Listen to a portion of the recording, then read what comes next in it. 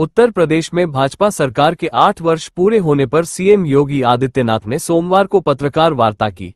इस मौके पर उन्होंने सरकार की उपलब्धियां गिनाई। उन्होंने सरकार की सेवा, सुरक्षा और सुशासन नीति पर जोर दिया। सीएम योगी ने कहा कि 8 साल पहले उत्तर प्रदेश की अर्थव्यवस्था और इंफ्रास्ट्रक्चर की स्थिति क्या थी, ये किसी से छिपा नहीं है। पहले किसान आत्महत्या करता था, युवा के सामने पहचान का संकट था, प्रदेश में दंगे होते थे, अराजकता का माहौल था। आज प्रदेश वही है, तंत्र वही है, केवल सरकार बदलने से व्यापक बदलाव महसूस किया जा सकता है। पहले यूपी बीमारू राज्य माना जाता था, आज देश की अर्थव्यवस्था के ग्रोथ इंजन के रूप में जाना जा रहा है। आज हर सेक्टर में यूपी देश के विकास में ब्रेक थ्रू के रूप में देखा जा रहा है। इस शानदार यात्रा के लिए, जिसमें उत्तर प्रदेश की 25 करोड़ जनता जनार्दन का व्यापक समर्थन और आशीर्वाद प्राप्त हुआ है, इसके लिए उन्हें मैं हृदय से बधाई भी देता हूं। अभी यहां पर मंच पर उपस्थित मंत्रिमंडल के मेरे वरिष्ठ सहयोगियों और एनडीए के जुड़े हुए हमारे सभी वरिष्ठ नेताओं ने 8 वर्ष की उपलब्धियों को लेकर के उत्तर प्रदेश की इस यात्रा को डबल इंजन सरकार ने कैसे आगे बढ़ाया है, इससे संबंधित एक रिपोर्ट कार्ड आपके सामने प्रस्तुत किया है और एक लघु वीडियो फिल्म के माध्यम से भी उसे प्रस्तुत करने का प्रयास किया गया है।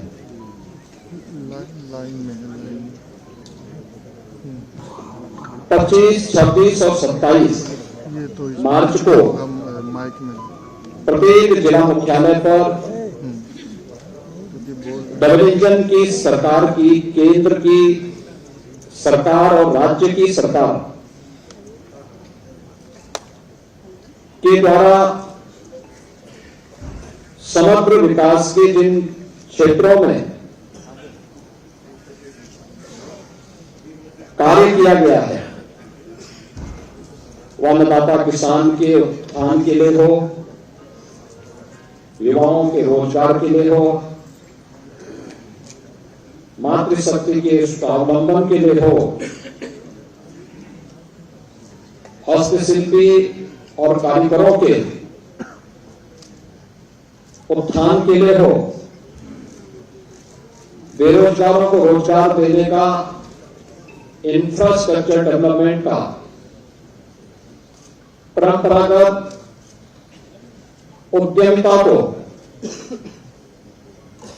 नए स्किल के साथ आगे बढ़ाने का, इन सभी अलग अलग सेक्टर में क्या क्या कार्य हुए हैं, इन 3 दिवसीय विकास उत्सव के माध्यम से जनपद के अंदर उस सभी सेक्टर से जुड़े हुए जो लाभार्थी हैं, जो युवा हैं, जो मातृशक्ति है, जो उद्यमी है, इन सभी के सम्मान से संबंधित और विकास की योजनाओं के प्रति जनता जनार्दन की प्रति कृतज्ञता ज्ञापित करने के लिए ये 3 दिवसीय कार्यक्रम कल से प्रत्येक जनपद मुख्यालय में प्रारंभ होने जा रहे हैं।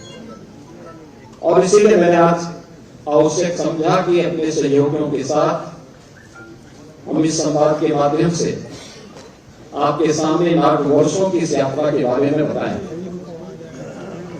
आप में से ज्यादातर लोग जानते हैं 8 वर्ष पहले उत्तर प्रदेश की स्थिति क्या थी, उत्तर प्रदेश की पहचान क्या थी, उत्तर प्रदेश की अर्थव्यवस्था और उत्तर प्रदेश का इंफ्रास्ट्रक्चर क्या था, ये किसी से छुपा हुआ नहीं है। ये वही उत्तर प्रदेश है जिसके सामने पहचान का संकट था। यह वही उत्तर प्रदेश है जहां पर किसान आत्महत्या करता था, युवा पहचान के लिए मुहताज था, बेटी और व्यापारी असुरक्षित थी। ये वही उत्तर प्रदेश है जिसने दंगों के माध्यम से बिगड़ती हुई अपनी अर्थव्यवस्था को देखा है, झेला है। अराजकता के तांडव को किस हद तक अव्यवस्थित क्या कर दिया गया था, इन सभी बातों को उत्तर प्रदेश ने देखा है, झेला है। लेकिन प्रदेश वही, तंत्र वही, केवल सरकार बदलने से कैसे व्यापक परिवर्तन लाया जा सकता है, यह इन 8 वर्षों में उत्तर प्रदेश की जनता जनार्दन ने महसूस किया होगा, हर तबके के लोगों ने महसूस किया होगा। इन 8 वर्षों में जनता जनार्दन के लिए भारतीय जनता पार्टी और एनडीए की ओर से जो कार्यक्रम तय किए गए, उनका प्रभावी क्रियान्वयन किस रूप में हुआ है, या आज इसी से आप देख सकते हैं कि जो उत्तर प्रदेश 8 वर्ष पहले बीमारू राज्य माना जाता था, देश के विकास का बैरियर माना जाता था, जिस उत्तर प्रदेश को 8 वर्ष पहले केवल एक श्रम शक्ति के रूप में लोग जानते थे, आज वही उत्तर प्रदेश 8 वर्ष बाद देश की अर्थव्यवस्था ग्रोथ इंजन बनकर के उभरा है। आज वही उत्तर प्रदेश 8 वर्ष की इस यात्रा के दौरान देश के अंदर अर्थ पुंज बनकर के उतरा है, अर्थ शक्ति के रूप में उभरा है। आज यही उत्तर प्रदेश प्रत्येक सेक्टर में जो देश के विकास का एक बैरियर माना जाता है, वही उत्तर प्रदेश देश के विकास का ब्रेक थ्रू बन करके उसको एक नई दिशा देने के लिए हर एक सेक्टर में आगे बढ़ता हुआ दिखाई दे रहा है। खासतौर पर अगर मैं एग्रीकल्चर सेक्टर की ही बात करूं, 2017 के पहले उत्तर प्रदेश के अंदर ये क्षेत्र पूरी तरह उपेक्षित था। हम लोगों ने हमेशा इस बात को माना है कि विकास की जो ये अवधारणा है, हमें पहले अपने उन सेक्टर को चिन्हित करना पड़ेगा जिसमें हमारे लिए सबसे आसान और सबसे महत्वपूर्ण संभावना है। उत्तर प्रदेश प्राचीन काल से ही इस दिशा में 2 सेक्टर में बहुत आगे बढ़कर के काम करने वाला राज्य रहा है। इसमें एक कृषि प्रधान देश, प्रकृति और परमात्मा के असीम कृपा का यह प्रदेश, अत्यंत उर्वरा भूमि, पर्याप्त मात्रा में जल संसाधन, हमारे पास एक बड़ी आबादी यहां निवास करती है। इन सबको उचित और व्यवस्थित नियोजित करके हम देश के लिए खाद्यान्न उत्पादन का एक बास्केट बनकर के उभर सकते थे। तकनीक का उपयोग करके किसानों की आमदनी को कई गुना आगे बढ़ा सकते थे। लेकिन 17 के पहले उत्तर प्रदेश का किसान आत्महत्या कर रहा था। 17 के पहले उत्तर प्रदेश के अंदर कृषि सेक्टर में एक वीरानी छाई हुई थी। लेकिन इन 2017 के बाद ये डबल इंजन की सरकार ने जो व्यापक परिवर्तन किए हैं वह हम सबके सामने है। आपने देखा होगा जो कृषि की दर थी उत्तर प्रदेश में, वह 2016-17 तक केवल 5% के आसपास थी। आज बढ़कर के 13.5% से अधिक हुई है। यूपी में प्रकृति की प्रचुर मात्रा में अवसर थे, हम इसको आगे बढ़ा सकते थे। 2017 से पहले किसान आत्महत्या करता था, कृषि सेक्टर में एक वीरानी छाई हुई थी। 2017 के बाद इस क्षेत्र में काफी बदलाव हुए हैं।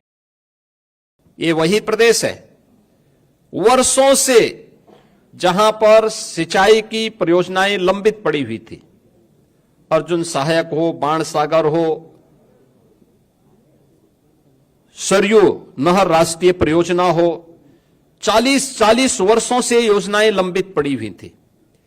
इस दौरान इन 8 वर्ष के अंदर प्रदेश सरकार ने, डबल इंजन की सरकार ने प्रधानमंत्री कृषि सिंचाई योजना का सहयोग लेकर के इन सभी परियोजनाओं को पूर्ण किया। लगभग 23 लाख हेक्टेयर के अतिरिक्त सिंचाई की सुविधा उत्तर प्रदेश के अन्नदाता किसानों को दी। प्रदेश के अंदर कृषि विज्ञान केंद्र स्थापित कराए, प्रदेश के अंदर कृषि विश्वविद्यालयों का उन्नयन किया, एक नए कृषि विश्वविद्यालय की स्थापना के लिए और 20 नए कृषि विज्ञान केंद्रों को सेंटर ऑफ एक्सीलेंस स्थापित करने की दिशा में कार्य प्रारंभ किए। टेक्नोलॉजी मिली, अच्छे बीज मिले, परिणाम क्या हुआ? धान में, गेहूं में, दलहन में, तिलहन में, श्रीअन्न में, हर एक सेक्टर में उत्तर प्रदेश एक नई स्पीड के साथ आगे बढ़ता हुआ दिखाई दिया। इसकी झलक मैं इसी बात से आपको देता हूं कि उत्तर प्रदेश में 2017 के पहले जो चीनी उद्योग लगभग बंदी के कगार पर था, अनुमान करिए व्यापक आंदोलन चलते थे, किसान अपने खेतों में आग लगाता था। वर्षों तक, जब 2017 में हम लोग आए थे तो 2008-9 से लेकर के 2017 तक गन्ना किसानों का गन्ना मूल्य का हजारों करोड़ रुपया बकाया था चीनी मिलों पर। सरकारें चीनी मिलों को औने पौने दाम पे बिक रही थी। आज भी माननीय उच्चतम न्यायालय में मामला चल रहा है, लेकिन हमारी सरकार आई, हमने एक भी चीनी मिल को बंद नहीं किया, बंद चीनी मिलों को रिवाइव किया। उत्तर प्रदेश के अंदर इस दौरान हम लोगों ने 3 नई चीनी मिलों की स्थापना की, 6 चीनी मिलों की पुनर्संचालन की कार्रवाई की, 38 चीनी मिलों का विस्तार किया और वर्तमान में 122 चीनी मिलें प्रदेश के अंदर क्रियाशील हैं। 2017 से अब तक गन्ना किसानों को 2,80,000 करोड़ रुपए से अधिक का गन्ना मूल्य का भुगतान हुआ और यह पिछली सरकारों के 22 वर्ष के कार्यकाल की तुलना अगर इसे किया जाए, उन्होंने 22 वर्ष में जितना किया उतना हमारी डबल इंजन की सरकार ने मात्र 8 वर्ष में किया। उससे भी 60,000 करोड़ रुपए से अधिक की धनराशि गन्ना किसानों के खाते में उपलब्ध करवाने का काम किया। इथेनॉल के नए प्लांट लगाए। 2017 तक केवल 42 करोड़ लीटर इथेनॉल का उत्पादन उत्तर प्रदेश में होता था। आज के दिन पर यह 177 करोड़ लीटर इथेनॉल का उत्पादन उत्तर प्रदेश के अंदर हो रहा है, जिससे अन्नदाता किसानों को सर्वाधिक लाभ हो रहा है। इसी प्रकार से चाहे गन्ना उत्पादन में, चाहे वह खाद्यान्न उत्पादन में हो या फिर फल एवं सब्जी के उत्पादन में भी आज उत्तर प्रदेश नंबर 1 पर फिर से आया है और उत्तर प्रदेश के अन्नदाता किसानों के जीवन में व्यापक परिवर्तन देखने को मिला है। पीएम कुसुम योजना के अंतर्गत सोलर पैनल लगा करके प्रदेश के अंदर लगभग 86,000 अन्नदाता किसानों के जीवन में व्यापक परिवर्तन का काम किया गया। तो 14 लाख निजी नलकूप को भी विद्युत की मुफ्त व्यवस्था देकर के अन्नदाता किसानों की आमदनी को बढ़ाने में सरकार ने योगदान दिया और परिणाम है कि इस दौरान अगर आप देखें 2012 से 17 के बीच बिचौलियों के द्वारा तब सरकार करती थी, तब कोई प्रोक्योरमेंट सेंटर सरकार के द्वारा नहीं लगाए जाते थे। तब सरकार ने गेहूं का क्रय पे कुल पैसा खर्च किया था 12,808 करोड़। यह पैसा अन्नदाता किसान के पास नहीं, बिचौलियों के पास गया था और 17 से लेकर के 23-24 के बीच में सरकार ने जो गेहूं क्रय पर धनराशि खर्च की है, इसमें 2.5 यानी इससे लगभग 2.5 गुना अधिक हम लोगों ने इसके लिए धनराशि खर्च की है, लोगों को उपलब्ध करवाया है। और इसमें 200 यानी 94 इसमें कुल धनराशि 12,808 करोड़ की तुलना में 43,424 करोड़ रुपए यानी 3.5 गुना अधिक भुगतान अन्नदाता किसानों को सीधे प्रोक्योरमेंट के केंद्र के माध्यम से हम लोगों ने अन्नदाता किसानों के लिए किया है। ऐसे धान के क्रय में भी 12 से 17 के बीच 17,190 करोड़ रुपए का कुल भुगतान बिचौलियों को हो पाया था, क्योंकि किसान सरकार के तत्कालीन सरकार के एजेंडे में कहीं नहीं था। इस दौरान 2017 से लेकर 2024 के बीच सरकार ने 5 गुना अधिक यानी 88,746 करोड़ रुपए का धान का मूल्य डीबीटी के माध्यम से अन्नदाता किसानों के खाते में करने का काम किया। प्रदेश के अंदर 32 लाख हेक्टेयर से अधिक भूमि को बाढ़ से बचाव करने में सरकार ने सफलता प्राप्त की है। योगी सरकार के 8 साल पूरे होने पर प्रदेश भर में भारतीय जनता पार्टी इसे जश्न के तौर पर मना रही है। इस संबंध में कई कार्यक्रम भी आयोजित किए जा रहे हैं। योगी ने कहा, 2017 से पहले की कानून व्यवस्था सभी जानते हैं, बेटियां सुरक्षित नहीं थी। 45 दिन के कुंभ में कोई छेड़छाड़, अपहरण और लूट की घटना नहीं हुई। 8 साल में सरकार ने पुलिस बल को व्यवस्थित किया है कि इस दौरान अगर आप देखें 2012 से 17 के बीच बिचौलियों के द्वारा तब सरकार करती थी, तब कोई प्रोक्योरमेंट सेंटर सरकार के द्वारा नहीं लगाए जाते थे। तब सरकार ने गेहूं का क्रय पे कुल पैसा खर्च किया था 12,808 करोड़। यह पैसा अन्नदाता किसान के पास नहीं, बिचौलियों के पास गया था। और 17 से लेकर के 23-24 के बीच में सरकार ने जो गेहूं क्रय पर धनराशि खर्च की है, इसमें 2.5 यानी इससे लगभग 2.5 गुना अधिक हम लोगों ने इसके लिए धनराशि खर्च की है, लोगों को उपलब्ध करवाया है। और इसमें 200 यानी 94 इसमें कुल धनराशि 12,808 करोड़ की तुलना में 43,424 करोड़ रुपए यानी 3.5 गुना अधिक भुगतान अन्नदाता किसानों को सीधे प्रोक्योरमेंट के केंद्र के माध्यम से हम लोगों ने अन्नदाता किसानों के लिए किया है। ऐसे धान के क्रय में भी 12 से 17 के बीच 17,190 करोड़ रुपए का कुल भुगतान बिचौलियों को हो पाया था, क्योंकि किसान सरकार के तत्कालीन सरकार के एजेंडे में कहीं नहीं था। इस दौरान 2017 से लेकर 2024 के बीच सरकार ने 5 गुना अधिक यानी 88,746 करोड़ रुपए का धान का मूल्य डीबीटी के माध्यम से अन्नदाता किसानों के खाते में करने का काम किया।